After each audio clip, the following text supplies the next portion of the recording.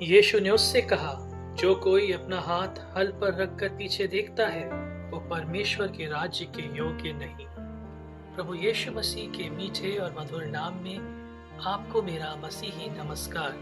आज का वचन हमें मिलता है लूका रचित सुसमाचार उसका 9वां अध्याय और 62वें पद से। प्रिय मित्र, आज परमेश्वर की आपके लिए ये कामना है कि मैं और आप अब पीछे मुड़कर ना देखें, क्योंकि जब हम पीछे देखते हैं तो हमारी उन्नति में अवरोध उत्पन्न होता है। बाइबल बताती है जब परमेश्वर ने आज्ञा दी कि वो सदोम और गमोरा को उसके पापों और कपटीपन के कारण नाश करने को है, तो उसने एक ही बात कही थी कि कोई पीछे मुड़कर ना देखेगा।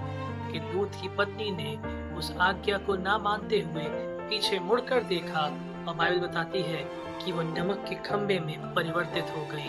हम और आप जो परमेश्वर के राज्य के वारिस हैं, यदि हम पीछे मुड़ करके देखते हैं तो हम उसके राज्य के योग्य नहीं हैं। आज परमेश्वर आपसे और मुझसे कहना चाहता है कि हम उन पापों की ओर मुड़कर ना देखें जिसे परमेश्वर ने क्षमा किया है।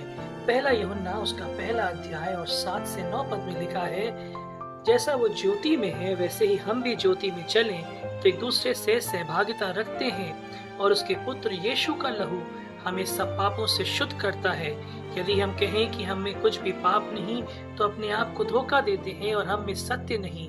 यदि हम अपने पापों को मान लें तो हमारे पापों को क्षमा करने में और हमें सब अधर्म से शुद्ध करने में विश्वास योग्य और धर्मी है। परमेश्वर का वचन कहता है और मुझे और आपको आश्वस्त करता है कि जिस तरह से उदयाचल से अस्ताचल दूर है, उसने हमारे पाप को हमसे उतनी ही दूर कर दिया है।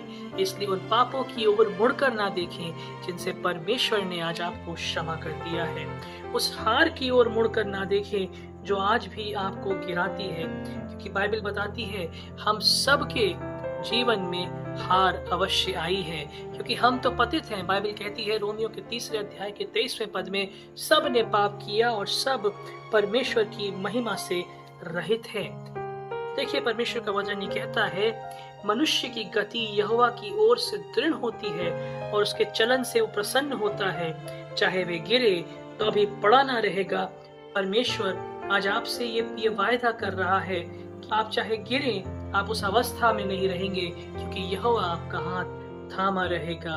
इसीलिए जब आप गिरें, इसको अपनी हार के रूप में ना माने, क्योंकि बाइबल बताती है यशायाह के 41वें अध्याय के 10वें पद में कि वो अपनी दाहिनी धर्ममयी भुजा को आपकी ओर बढ़ाता है कि आपको आपकी परिस्थिति से छुड़ा ले। तीसरी बात है, अपने भूतकाल की ओर मुड़ के ना देखें और ये ना कहें कि पहले के दिन तो बेहतर थे। जैसे जब इजरायली मिस्र की गुलामी से निकाले गए और जब वो बयाबान से होकर के गुजर रहे थे तो वो भूल गए कि उन्हें किस अवस्था से परमेश्वर ने उन्हें छुड़ाया, और उन्होंने मूसा से लगातार कहा, हम तो मिस्र में ही बेहतर पाए जाते थे।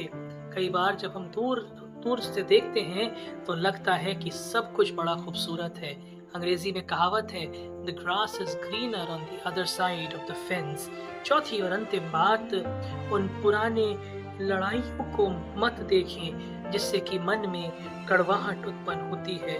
परमेश्वर चाहता है कि उस पुराने मनुष्यत्व को, उस पुरानी बातों को हम छोड़ करके परमेश्वर की ओर आगे बढ़ चले। एक गीत के साथ में अंत करना चाहता हूँ। उसके बोल ये हैं, मेरे जीवन का मकसद तू है, मेरे जीने का कारण तू है। गीत का लिखने वाला कहता है, पिछला सब भूल कर मैं आगे दौड़ा चलूं, जो मेरे लिए धन था उसको मैं त्याग दूं, देखूं मैं तेरी सलीब को दौड़ा मैं जाऊं। आज परमेश्वर चाहता है कि आप उसकी ओर देखें, जैसा इब्रानियों का लिखने वाला कहता है, विश्वास के कर्ता और सिद्ध करने वाले परमेश्वर की ओर देखते रहो, ताकि हर एक भर मानने वाला और भटकाने वाला पाप से दूर रहो। परमेश्वर आपको बहुतायत से आशीषित करे। आइए हम दुआ करें। हे मेरे परमेश्वर यहोवा, तूने बहुत से काम किए हैं। जो आश्चर्य कर्म और कल्पनाएं तू हमारे लिए करता है वो बहुत सी हैं, तेरे तुल्य कोई नहीं। हे यहोवा, तू भी अपनी बड़ी दया मुझ पर से ना हटा ले। तेरी करुणा और सत्यता से निरंतर मेरी रक्षा होती रहे। हे यहोवा, कृपा करके मुझे छुड़ा ले। हे यहोवा, मेरी सहायता के लिए मेरी फुर्ती कर। तू ही मेरा सहायक और छुड़ाने वाला है।